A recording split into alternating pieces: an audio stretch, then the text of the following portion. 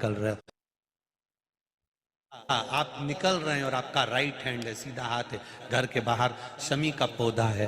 प्रतिदिन का अगर आपका नियम बन गया कि शमी को देखकर घर से बाहर निकल रहे हो, जिंदगी में कभी कांटे तुम्हारे जीवन में आ ही नहीं सकते, कोई रोड़ा आएगा ही नहीं, बढ़ जाओ। यही रह गया। शमी में शनि भी है, शमी में गणेश भी और शमी में शिव भी है। कल एक कथा चल रही थी,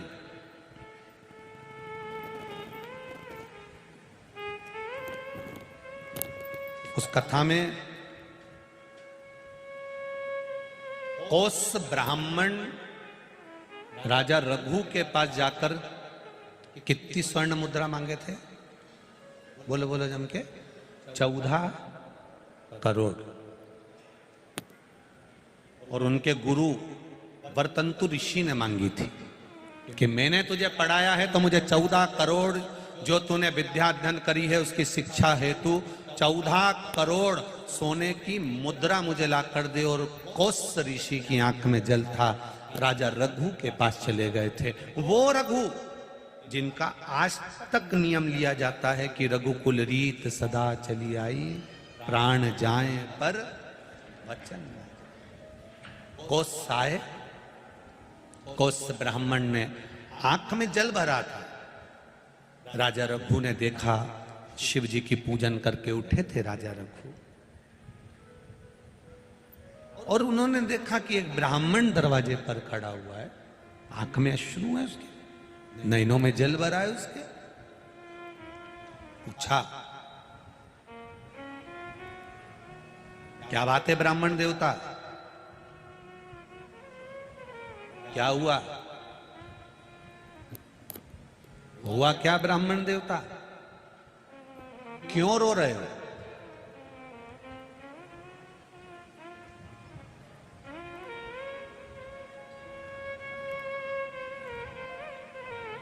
ब्राह्मण कोस के मुख से निकल गया, महाराज 14 करोड़ सोने की मुद्रा मुझे चाहिए, मेरे गुरुजी वर्तंतु ऋषि को मुझे देना है क्योंकि उन्होंने मुझे पढ़ाया है, शिक्षा दी है।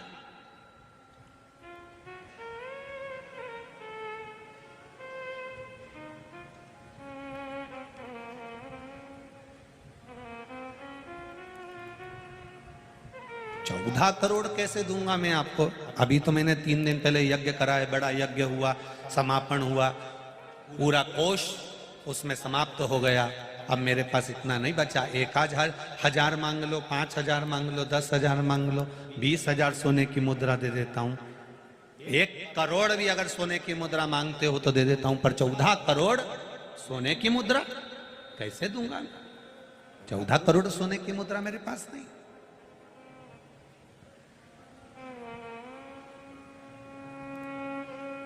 हाथ जोड़कर ब्राह्मण खड़ा और कहता है कि 14 करोड़ ही चाहिए महाराज। ठीक है, राजा रघु इतनी जल्दी किसी को वचन नहीं देते, और वचन दिया है तो फिर निभाना। राजा रघु ने अपनी धर्म पत्नी की ओर देखा, और धर्म पत्नी ने देखा कि ब्राह्मण का बालक है, आंख में आंसू भरा है, इसको रोता हुआ नहीं देख सकते, दे दो। पत्नी से कहा, 14 करोड़ स्वर्ण मुद्रा नहीं है राजकोष में। आपने देवाधिदेव महादेव की पूजन करी है ना? शंकर का जो भक्त होता है ना, वो अड़भंगा होता है, अड़भंगा।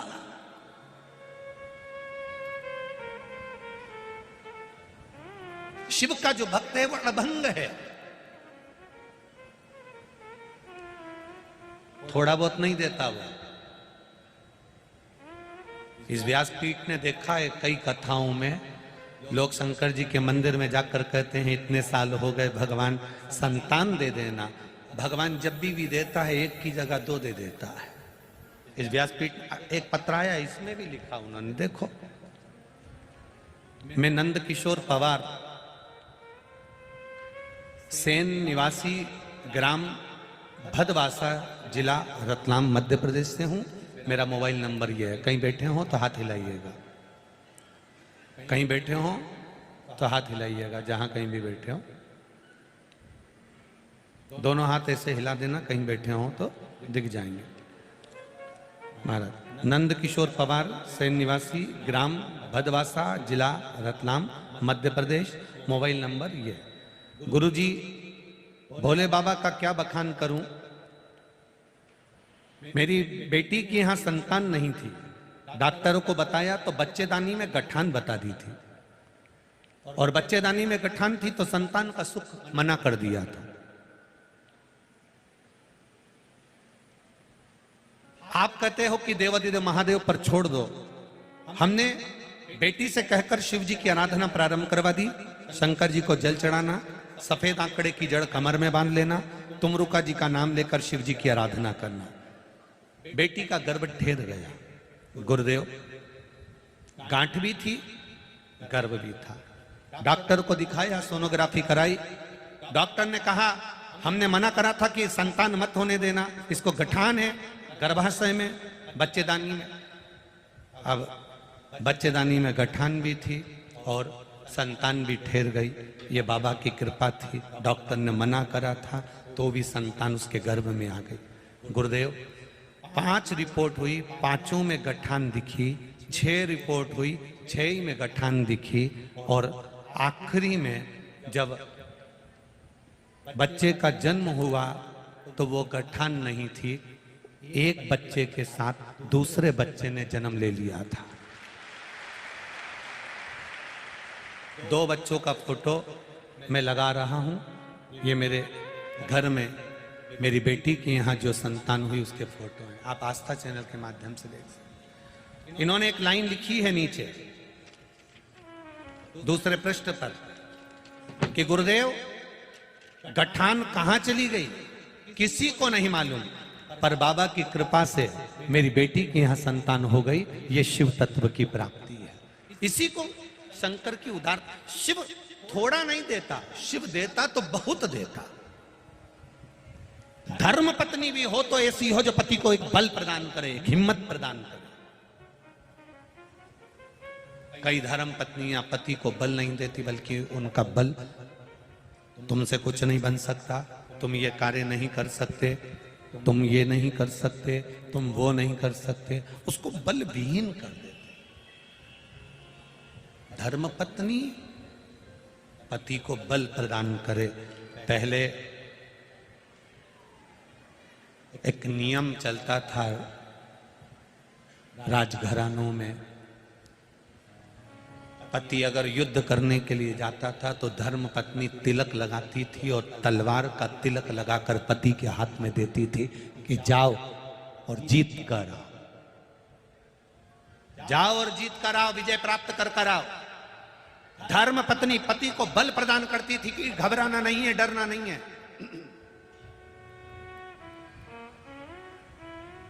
शिव भी यही कहते हैं, क्यों घबराना।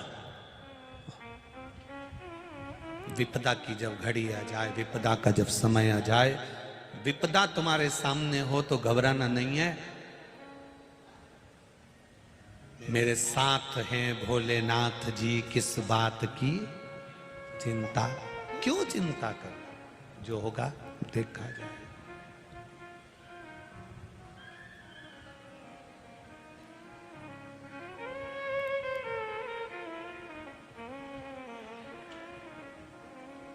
अब उस बात की क्या चिंता करना।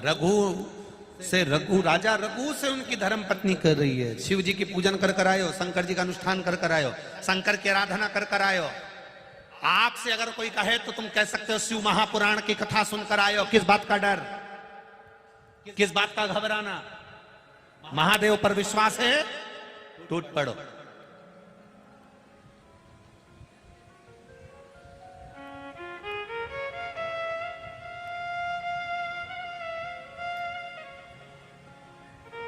अरे भाई, अब सौंप दिया इस जीवन का सब भार तुम्हारे हाथ, उसमें घबराना क्या है।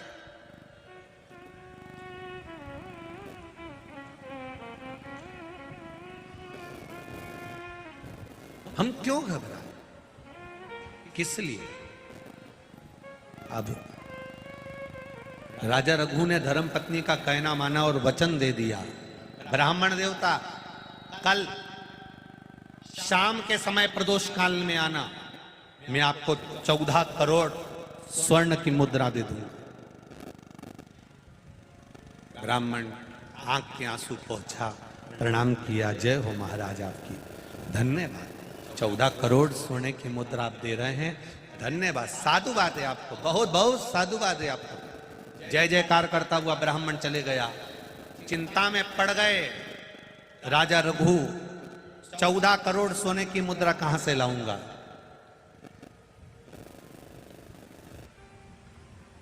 चौदह करोड़ सोने की मुद्रा कहां से लाऊंगा?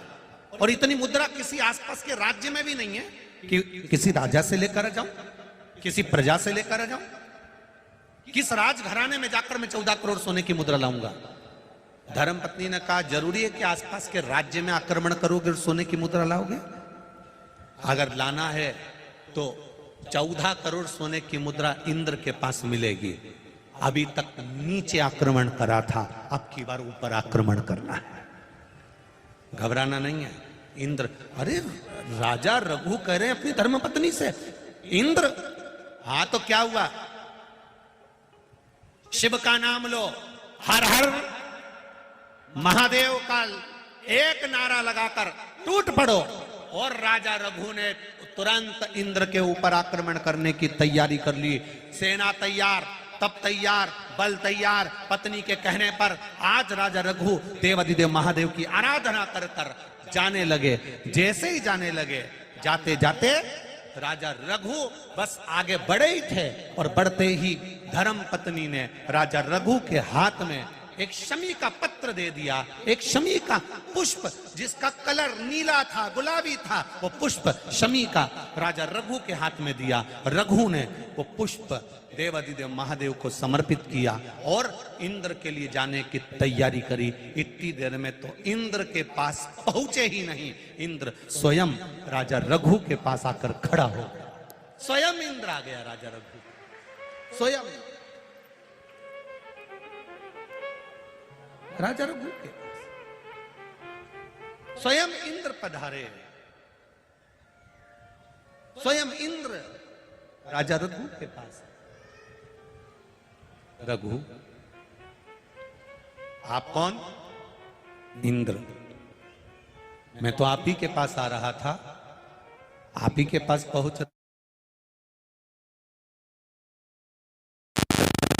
रहा था, कैसे आना हुआ? इंद्र ने कहा, तू आक्रमण मत कर, तुझे 14 करोड़ सोने की मुद्रा चाहिए ना? चिंता का विषय नहीं है, चिंता का विषय, चिंता का विषय नहीं। प्रणाम।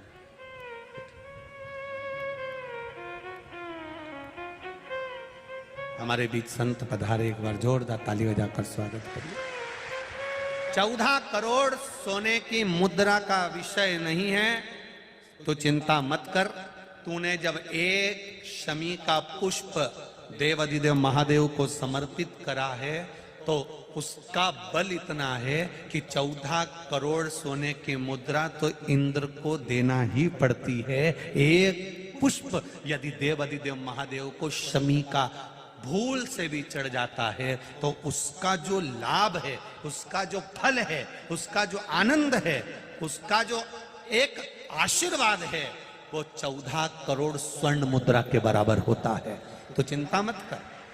भगवान इंद्र ने उसी समय कुबेर को बुलाया, शमी के वृक्ष पर उसको बिठाया और बिठाकर शमी के वृक्ष से 14 करोड़ शमी के वृक्ष से स्वर्ण मुद्राएं प्रदान करवाई। वो स्वर्ण मुद्रा 14 करोड़ जब प्राप्त हुई तो कोस को दी गई। कोस ब्राह्मण ने उन मुद्राओं को ले जाकर वरतंतु ऋषि को दिया। वरतंतु ने वो मुद्रा पाकर पुनः राजा रघु को प्रदान कर दिया। राजन, मुझे तो केवल इस शमी की महत्वता को जानना था, इसलिए मैंने ये लीला रची थी। आपसे निवेदन है, जिंदगी में प्रयास करना, जब जब कहीं ऐसा तुम्हें महसूस होने लगे, जब जब तुम्हें ऐसा लगने लगे, ऐसा लगे आपको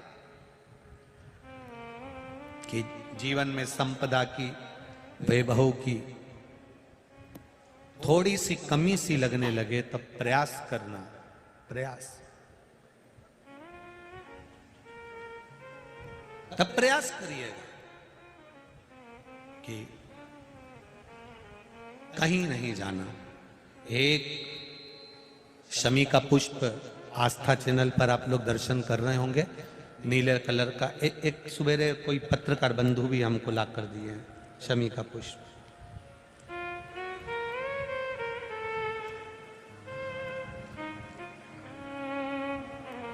टीवी पर आपको आस्था वाले दिखा रहे होंगे, उसको अच्छे से देख लेना। ये तो हमारे हाथ में कोई एक पत्रकार बंधु ने ला कर दिया था, शमी का पुष्प, ये कलर का, देखिए। हाँ, आप ही लाए थे उसको, साधुवाद था आपको। तो ये शमी का पुष्प भूल से भी अगस्त से मार्च अप्रैल तक शमी का फूल आता है, लगभग एक आध महीना कोई वृक्ष ऊपर नीचे हो सके तो हो जाए, पर समय यही रहता है लगभग। प्रयास कर, एक शमी का पुष्प भी अगर भूल से भी देवाधिदेव महादेव को समर्पित हो जाता है, शंकर भगवान को भूल वश भी चढ़ जाता है, तो व्यक्ति खड्डे में नहीं गिरता, अगर गिर भी गया तो उबर कर वापस बाहर आ जाता है। धन वैभव संपदा में शमी पुष्प की बड़ी महत्वता, बड़ी महत्वता। हमारे बीच में आज